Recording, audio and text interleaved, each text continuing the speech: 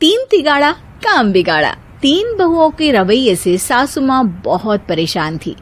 दरअसल बात ये थी कि तीनों बहुओं में किसी बात को लेकर अनबन हो गई थी। तब से ही तीनों एक दूसरे से मुंह फुलाए रहती थी। ना कोई सीधे मुंह किसी से बात करती, ना किसी का कहना मानती। पड़ोसी भी इस बात को जानते थे और जाने कैसे कैसे बातें भी करते। इसीलिए सासू माँ ने तीनों बहुओं को तुरंत अपने कमरे में बुलाया। मैं कई दिनों से देख रही हूँ, तुम तीनों अलग अलग सारे काम कर रही हो। ये सब नहीं चलेगा, तीनों को मिलकर ही काम करना पड़ेगा। सास की बात सुनकर एकदम से बड़ी बहू बोल उठती है। नहीं मम्मी जी, मैं इन दोनों के साथ कुछ नहीं कर सकती। मैं इस घर की बड़ी बहू हूँ, फिर भी ये मेरा कहना बिल्कुल भी नहीं मानती।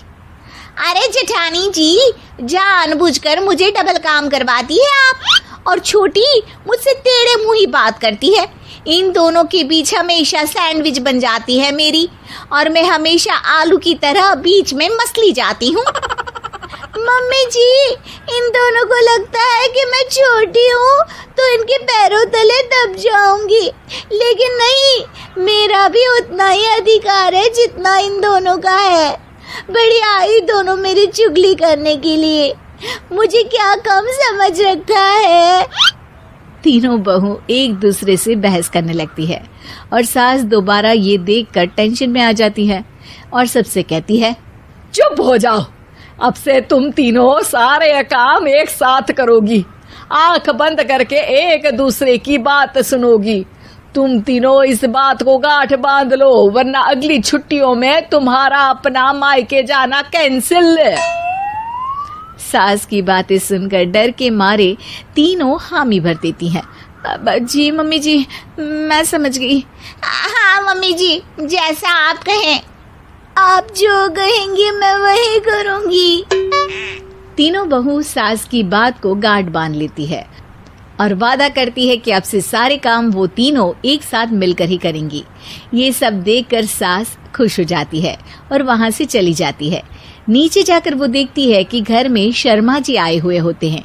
सास जोर से आवाज लगाकर कहती है, अरे बहू, जरा चाय बनाकर तो लाना, शर्मा जी आए हैं। सास की बात सुनकर तीनों बहू तुरंत किचन की ओर भागती है और चाय बनाना शुरू कर देती है। मुझे तो एकदम मसाले वाली कड़क चाय पसंद है, तो हम शर्मा जी के लिए मसाले वाली चाय ही बनाएंगे। अरे नहीं दीदी, गर्मी के मौसम में मसाला चाय कौन पीता है? मैं तो शर्मा जी के लिए इलायची वाली चाय ही बनाऊंगी। ये कैसी बात कर रही हैं आप दोनों? मेरी मम्मी ने सिखाया है कि मेहमान को ज्यादा दूध और शक्कर वाली चाय देनी चाहिए, वरना वो घर वालों को कंजूस समझते हैं। तो मैं तो शर्मा जी को ऐसी ही चाय दूंगी। तीनों बहुएं अपने अपने तरीके से चाय में शक्कर, मसाला, पत्ती सब डाल देती है। उबलने के बाद तीनों मिलकर चाय बाहर लेकर जाती है और शर्मा जी और सासू माँ को देती हैं। चाय पीने के बाद शर्मा जी सासू माँ को देखकर शर्मा जाते हैं और शर्मिंदा महसूस करते हैं कि आखिर उन्होंने चाय पीने के लिए हामी क्यों भरी। सासू माँ भी चाय पीना शुरू करती है और कहती हैं, अरे बहू, ये कैसी चाय बनाई है? चाय है या मीठे दूध की बासुंदी? हाँ, चाय अच्छी नहीं लगी क्या? कोई बात नहीं, हम पराठा बनाकर लाते हैं। चलो चलो अंदर। हाँ चलो। हाँ, आती हूँ मैं भी। नहीं, मेरा पेट चाय ने ही चौपट कर दिया, वही काफी है। पराठे से पोपट नहीं करवाना, मैं तो चलता हूँ। शर्मा जी चुपचाप पतली गली से निकल जाते हैं। अगले दिन सास बहुओं से कहती है, अरे बहू, जाओ जाके ऊपर के गेस्ट हाउस की सफाई कर दो।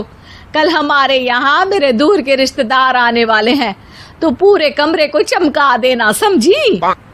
तीनों बहू सास की बात को मानकर ऊपर सफाई करने चली जाती हैं और तीनों कमरे की सफाई चालू कर देती है। बड़ी बहू मकड़ी के जाले साफ करती है, तो बीच वाली झाड़ू लगाना और छोटी वाली सर्फ डालकर जमीन धोना शुरू कर देती है। अरे दीदी, जेठानी जी, अभी मैंने पूरी फर्श धोई और आप फिर से धूल नीचे गिरा रही हैं। और मछली जेठानी जी, आप बिना झाड़ू की धूल यहाँ छटक रही हैं। अरे तीनों को साफ करना है, एक साथ सफाई करते हैं ना। अरे वही तो, हम साथ साथ हैं, घर साफ साफ है।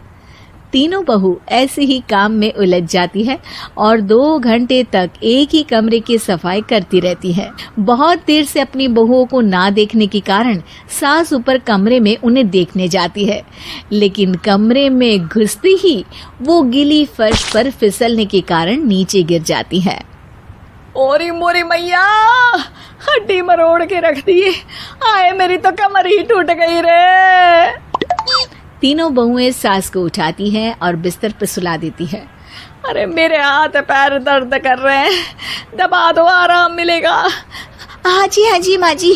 अरे जी माँ जी माँ जी। और तीनों बहुएं एक साथ सास के हाथ को दबाना शुरू कर देती है।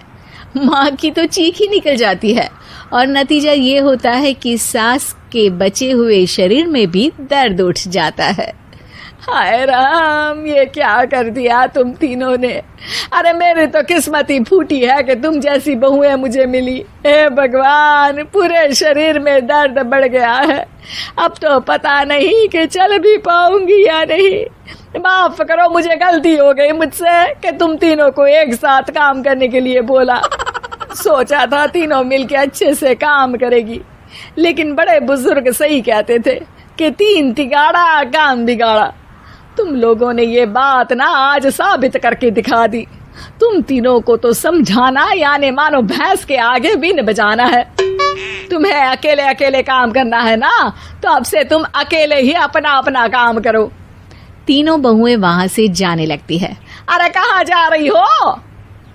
आप ही ने तो कहा कि अपना अपना काम तो मुझे मुल्तानी मिट्टी लगानी है। अरे मुझे भी तो नेल पॉलिश लगानी है, मुझे ना मेहंदी लगानी है।